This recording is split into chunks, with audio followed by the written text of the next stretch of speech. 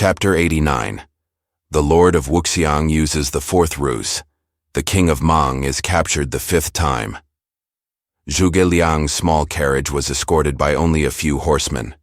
Hearing that a sluggish river, the Wester River, lay in the way, and having no boat, Zhuge Liang bade the escort cut down some trees and make a raft.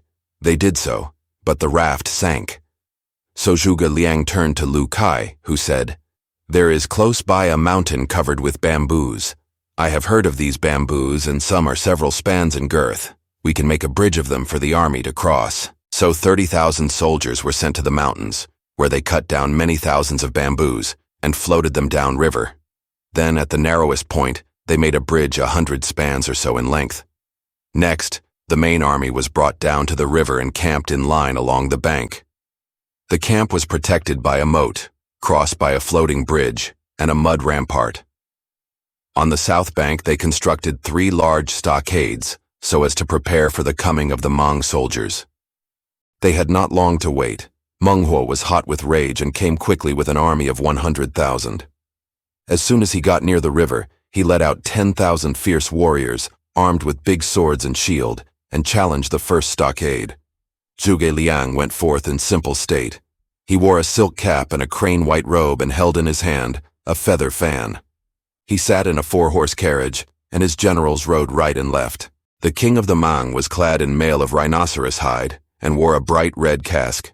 In his left hand he bore a shield, and his right gripped a sword. He rode a red ox.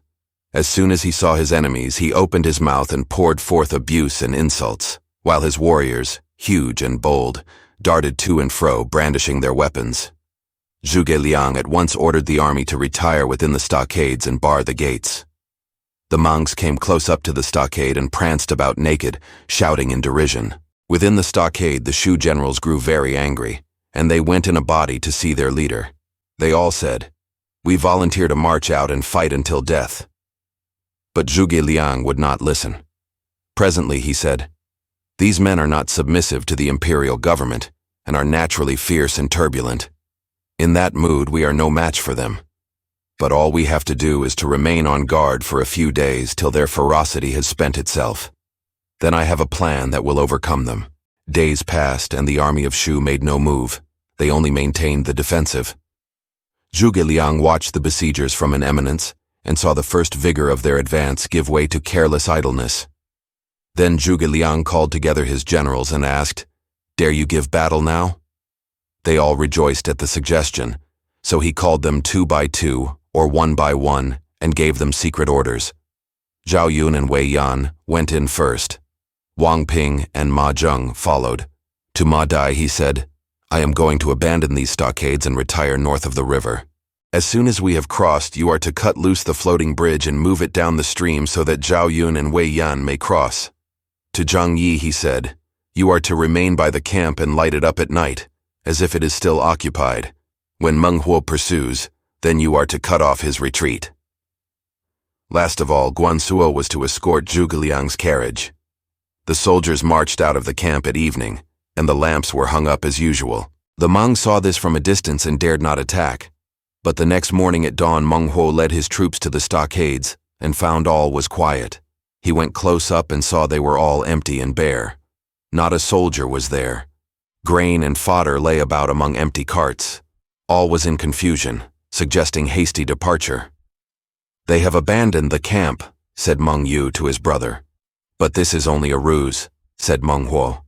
"I think that Zhuge Liang has important news from the capital that has made him leave without his baggage train like this. Either Wu has invaded or Wei has attacked. They left these lamps burning to make us think the camps were occupied, but they ran away, leaving everything behind. If we pursue, we cannot go wrong." So the king urged his army onward, himself heading the leading division. When they reached the bank of the Wester River, they saw on the farther side that the camps were all in order and the banners flying as usual, like a brightly tinted cloud of silk. Along the bank stood a wall of cloth. They dared not attack. Meng Huo said to his brother, "This means that Zhuge Liang fears lest we may pursue. That is only a temporary halt, and they will retire in a couple of days." The Mangs camped on the riverbank while they sent into the mountains to cut bamboos to make rafts. The boldest of the soldiers were placed in front of the camp, till the rafts should be ready to cross. Little did Meng Huo suspect that the army of Shu was already within his borders. One day when the wind blew violently, the Mangs saw great flames spring up around them, and at the same time the rolling of drums heralded an attack. The Mangs, instead of going out to meet the enemy, began to force their way out of the Shu attack. Meng Huo became alarmed and fled with all his clans and dependents. They fought their way through and made a dash for their former camp. Just as they reached it, there appeared a cohort of the enemy led by Zhao Yun. Meng Huo turned off west and sought refuge in the mountains, but he was fiercely attacked by a cohort under Ma Dai. With a small remnant of followers, he got away into a valley. Soon he saw in the west, north, and south clouds of smoke rising and the glow of torches, so that he was forced to halt. However, the east remained clear, and presently he fled in that direction. As he was crossing the mouth of a gully, he noticed a few horsemen outlined against a thick wood, and saw they were escorting a small carriage. And in that carriage sat Zhuge Liang. Zhuge Liang laughed and said, "So, King of the Mangs has got here. You have been defeated. I have waited for you a long time." Meng Huo angrily turned to his followers and said, "Thrice have I been the victim of this man's base wiles and have been put to shame. Now chance has sent him across my path, and you must attack him with all your energy. Let us cut him to pieces and those with him." The Mang horsemen, with Meng Huo shouting to encourage them, pushed forward in hot haste toward the wood. But in a few moments they all stumbled and disappeared into some pits that had been dug in the way. And just then, Wei Yan emerged from the wood. One by one the Mangs were pulled out of the pits and bound tight with cords. Zhuge Liang returned to his camp, where the captors of the king could bring in their prisoner. Zhuge Liang busied himself in soothing the other Mang prisoners. Many of the notables and chiefs of the tributaries had betaken themselves to their own ravines and villages with their followers. Many of those who remained came over and yielded to Shu. They were well fed and assured of safety and allowed to go to their own. They went off gladly enough. By and by, Zhang Yi brought up the king's brother, Mang Yu. Zhuge Liang reproached him for his brother's behavior. "Your brother is a misguided simpleton. You ought to remonstrate with him and persuade him to change his course. Here you are, a captive for the 4th time. Are you not ashamed? How can you have the effrontery to look anyone in the face?" A deep flush of shame passed over Mang Yu's face, and he threw himself to the earth begging forgiveness. Zhuge Liang said, "If I put you to death, it shall not be today. This time I pardon you, but you are to talk to your brother." So Mang Yu was loosed from his bonds and allowed to get up. He went away weeping. Very soon Wei Yan brought up Meng Huo, and to him Zhuge Liang simulated great rage, saying, "What can you say now? You see you are in my hands again." "I am again an unfortunate victim," said Meng Huo. "Once more I have blundered into your net, and now I shall die with unclosed eyes." Zhuge Liang shouted to the lictors to take him away and behead him. Meng Huo never blenched at the sentence, but he turned to his captor and said, "If you freed me only once more, I would wipe out the shame of all 4 captures." Zhuge Liang smiled at the bold reply and bade the lictors loose his bonds, and the attendants served him with wine. Meng Huo was invited to sit in the commander's tent. Said Zhuge Liang, "4 times you have been treated generously, and yet you are still defiant. Why? Though I am what you call a barbarian, I would scorn to employ your vile ruses, and that is why I remain defiant. I have liberated you 4 times. Do you think you can give battle again? If you catch me again, I will incline my heart to yield, and I will give everything in my ravine to reward your army. I will also take an oath not to cause any further trouble." Zhuge Liang smiled, but let him go. The king thanked him and left. As soon as he was set at liberty, Meng Huo got together several thousand of his adherents and went away southward. Before long he fell in with his brother, Mang Yu, who had got together an army and was on his way to avenge his brother. As soon as they saw each other, the brothers fell upon each other's necks and wept. They related their experiences. Mang Yu said, "We cannot stand against the enemy. We have been defeated several times. Now I think we had better go into the mountains and hide in some dark gully where they cannot find us. Those soldiers of Shu will never stand the summer heat. They must retire. Where can we hide? Asked his brother. I know a valley away southwest from us called Bald Dragon Ravine, and the King Duosi is a friend of mine. Let us take refuge with him. Very well, go and arrange it, said Meng Huo. So Mang Yu went. When he got there and talked to the chief, King Duosi lost no time but came out with his soldiers to welcome Meng Huo, who then entered the valley. After the exchange of salutations, Meng Huo explained his case. Duosi said, O king, rest content. If those men from the riverlands come here, I will see to it that not one goes home, and Zhuge Liang will meet his death here too. Naturally, Meng Huo was pleased, but he wanted to know how his host could feel so secure. Duosi said, In this ravine there are only two roads, the one you came by, and another by the northwest. The road you traveled along is level and soft, and the waters are sweet.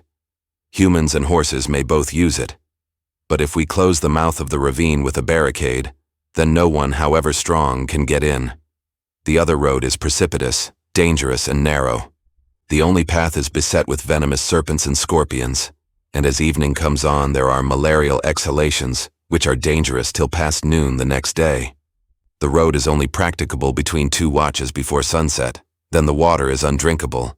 The road is very difficult. Then again, there are 4 streams actually poisonous. One is called the Dumb Spring. Its water is pleasant to the palate, but it makes people dumb and they die in a few days. A second fountain is called the Destruction Spring and is hot. But if a person bathes therein, his flesh rots till his bones protrude and he dies. The third is the Black Spring. Its water is clear. If it be sprinkled on a person's body, his limbs turn black, and presently he dies. The fourth is the Weak Spring, ice cold. If a person drink of this water, his breath is chilled, he becomes weak as a thread, and soon dies. Neither birds nor insects are found in this region, and no one but the Han General Ma Yuan, who was styled General who quells the waves for this exploit, has ever passed. Now the northeast road shall be blocked, and you may hide here perfectly safe from those troops of Shu, for finding that way blocked, they will try the other road, which is waterless, save for the 4 deadly springs. No matter how many they be, they will perish, and we need no weapons. Now indeed I have found a place to live in, cried Meng Huo, striking his forehead. Then looking to the north, he said, Even Zhuge Liang's wonderful cunning will be of no avail. The 4 springs alone will defeat him and avenge my army. The 2 brothers settled down comfortably as guests of King Duosi, with whom they spent the days in feasting. In the meantime, as the Mangs did not appear, Zhuge Liang gave orders to leave the Wester River and push south. It was then the 6th month, and blazing hot. A poet sang about the bitter heat of the south. The hills are sere, the valleys dry. A raging heat fills all the sky, throughout the whole wide universe. No spot exists where heat is worse. Another poem runs. The glowing sun darts out fierce rays. No cloud gives shelter from the blaze. In parching heat there pants a crane. The whale swims through the hissing main. The brook's cool margin now I love, or idle stroll through bamboo grove. I would not march to deserts far, in leathern jerkin donned for war. Just at the moment of setting out southward, the spies brought news of Meng Huo's retreat. Meng Huo has fled into the Bald Dragon Ravine, and there he has barricaded the entrance. The valley is garrisoned, the hills are precipitous and even impassable.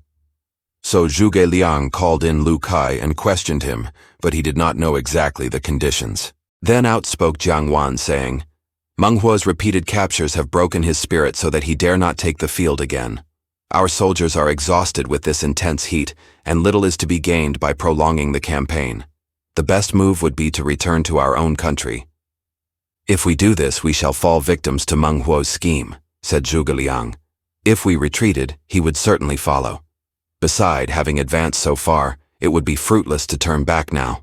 Wang Ping was sent on with the advanced guard and some of the Mangs as guides to seek an entrance on the northwest. They found the road and came to the first spring, the Dumb Spring, of which the thirsty men and horses drank freely. Wang Ping returned to report his success, but by the time he reached camp, he and all his soldiers were speechless. They could only point to their mouths. Zhuge Liang knew they had been poisoned, and was alarmed. He went forward in his light chariot to find out the cause. He came to the spring. The water was very deep and dark green. A mass of vapor hung about the surface, rising and falling. They would not touch the water. Zhuge Liang went up the hills to look around, but could see nothing except a rampart of mountains. A deep silence hung over all, unbroken by the cry even of a bird. He was perplexed. Presently he noticed an old temple away up among the crags. By the aid of the lianas and creepers, he managed to clamber up, and in a chamber hewn out of the rock, he saw the figure of an officer.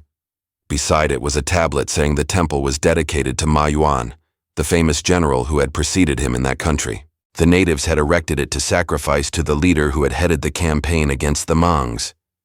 Zhuge Liang, much impressed, bowed before the image of the great leader and said, "Your humble servant received a sacred trust, the protection of the son of the first ruler. That son, the present emperor, sent him here to subdue the Mangs that the land might be free from peril when he decided to attack Wei and take possession of Wu, and thereby restore the glory of Han. But the soldiers are ignorant of the country, and some of them have drunk of a poisonous spring so that they have become dumb. Your servant earnestly prays your honored spirit, out of regard for the kindness and justice of the present emperor, to reveal your spiritual character and manifest your holiness by safeguarding and assisting the army." Having prayed thus, Zhuge Liang left the temple. While seeking some native whom he might question, he saw in the distance, on a hill opposite, an aged man leaning on a staff. He approached, and as he drew nearer, Zhuge Liang noted his extraordinary appearance. When he had reached the temple, Zhuge Liang asked the venerable visitor to walk in. After the salutations, the old man sat on the stones, and Zhuge Liang opened the conversation with the usual questions. The old gentleman replied, "Sir Minister, I know you well by repute, and am happy to meet you. Many of the Mangs owe their lives to you, and all have been deeply impressed by your kindness." Then Zhuge Liang returned to the matter nearest his heart, the mystery of the spring. The old man told him, "That is the dumb spring that your soldiers have drunk, and they will die in a few days. Besides that, there are other 3 poisonous streams called Destruction Spring, Black Spring, and Weak Spring. All miasma gathers there in the 4 streams, and it only vaporizes during the 2 watch before sunset." "In short, the Mangs cannot be conquered," said Zhuge Liang when the old man had finished, "and Wu cannot be repressed, nor Wei overcome, and the Hans cannot be restored. So I fail in the task set me by my prince. I wish that I might die." "Be not so cast down, O minister," said the aged one. "I can lead you to a place where you may counteract all this." "I would ask for your instruction, venerable one," said Zhuge Liang. "What exalted advice have you to confer upon me? I hope you will instruct me." "West of this, not far off, is a valley, and 7 miles from its entrance is a stream called the Spring of Eternal Peace, near which there lives a recluse known as the Hermit of the Stream. He has not left the valley these 20 years.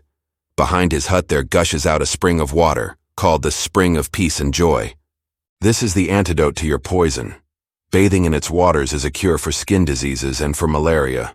Moreover, near the hut grows an herb called the garlic-leaved fragrance. Chewing a leaf of this safeguards one from malaria. You can do no better than go to the hut of the recluse forthwith and get these remedies." Zhuge Liang humbly thanked his aged counselor and said, "Venerable sir, I am profoundly affected by your merciful kindness and compassion.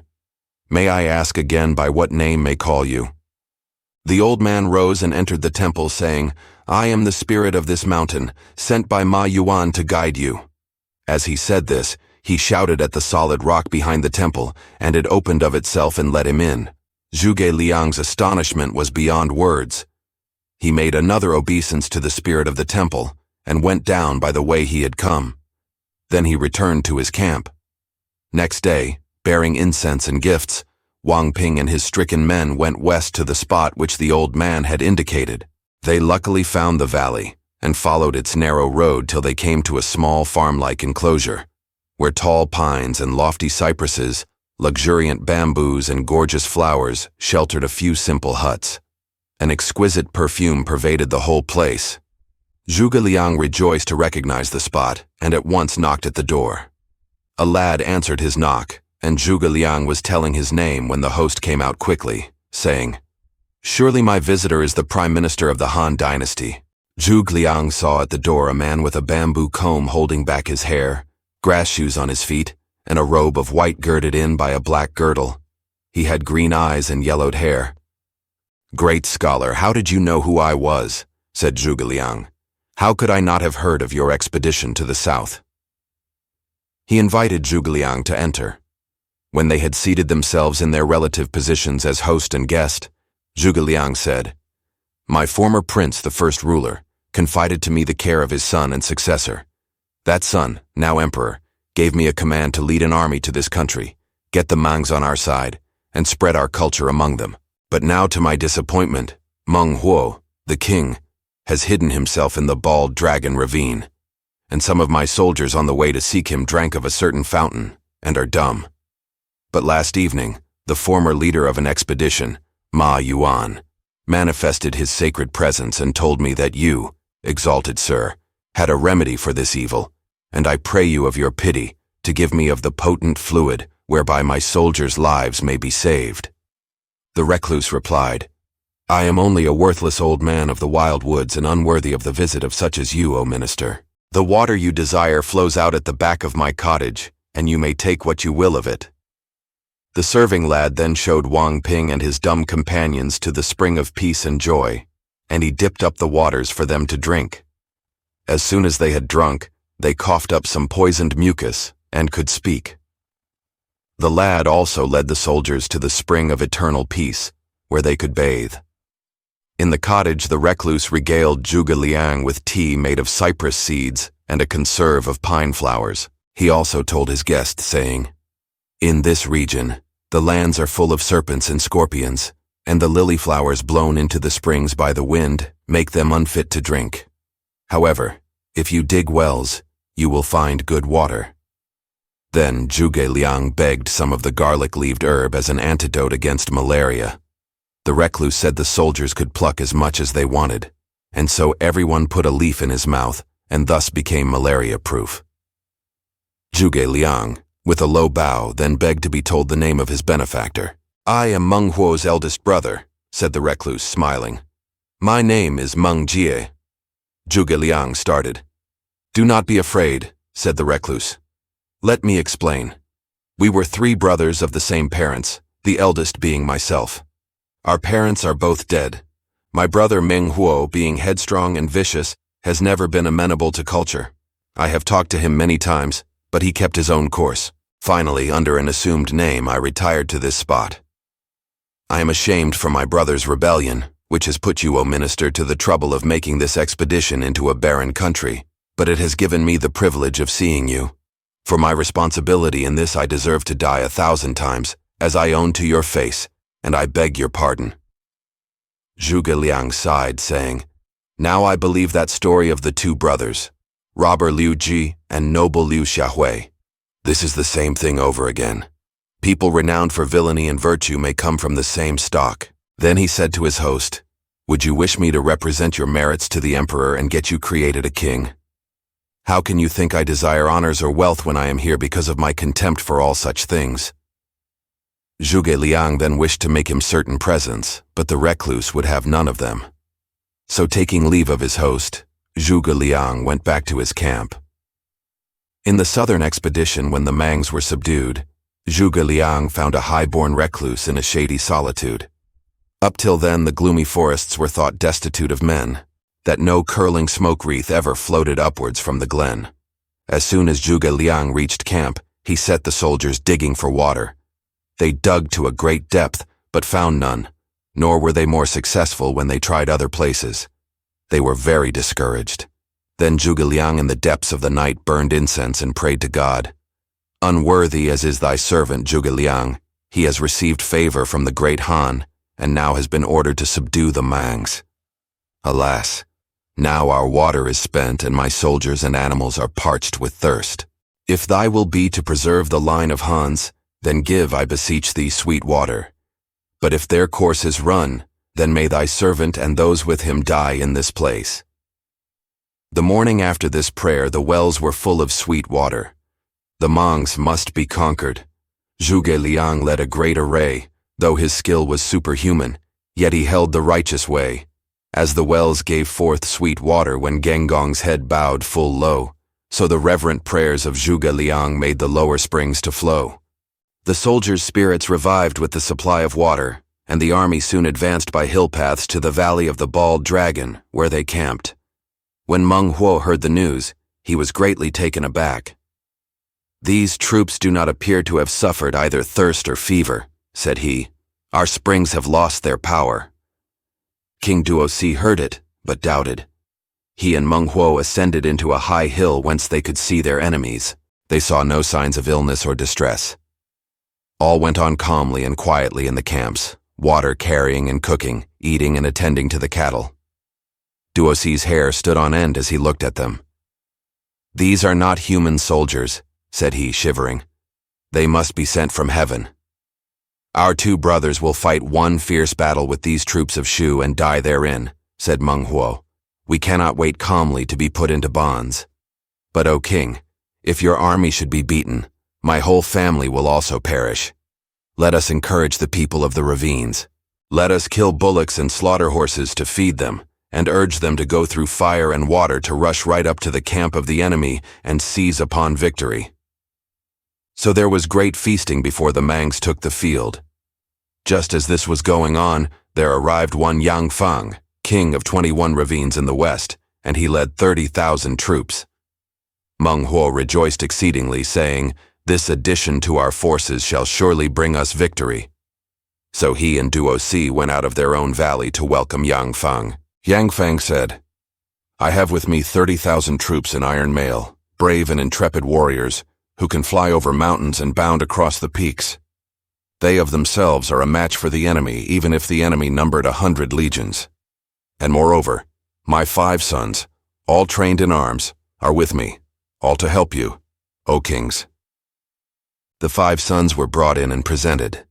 They were handsome young fellows, bold and martial-looking. Father and sons were entertained at a banquet. Halfway through the feast, Yang Fang proposed a diversion. "There is but scanty amusement in the field," said Yang Fang. "And so I have brought along some native singing girls who have been taught fencing and such things. If you care for it, they might give an exhibition." The feasters hailed the suggestion with joy, and soon 30 maidens came to the front of the tent. Their hair hung about their shoulders, and they were barefooted. They danced and skipped and went through their performance outside. The guests inside clapped their hands and applauded their skill, and the soldiers joined in the choruses. Presently, at a signal from their father, 2 of Yang Fang's sons bore 2 goblets to Meng Huo and Meng Yu. Meng Huo and Meng Yu took the cups and were raising them to their lips when Yang Fang shouted a single word of command, and instantly the cupbearers had the 2 brothers out of their seats and helpless in their hands. At this, Duosi jumped up to run away, but Yang Fang gripped him, and he was a prisoner too. The Mang maidens ranged themselves in a line along the front of the tent so that none dared approach. "When the hare dies, the fox mourns," said Meng Huo. "One sympathizes with one's own as a rule. We are both chiefs and have been friends. I know not why you should injure me. I had to repay Zhuge Liang the minister for his compassion on me and my people, and there was no way till you rebelled. Why should I not offer up a rebel in propitiation?" Leaving Meng Huo, Meng Yu, and Duosi in the hands of Yang Fang, the Mang warriors dispersed, each man returning to his own valley. Yang Fang then took the prisoners to the camp of Shu, where he bowed at the tent door, saying, "I and my sons and the sons of my brother are grateful to you for much kindness, wherefore we bring to you as an offering the persons of these rebels." Zhuge Liang rewarded Yang Fang and bade them bring forward Meng Huo. "This time are you prepared to yield?"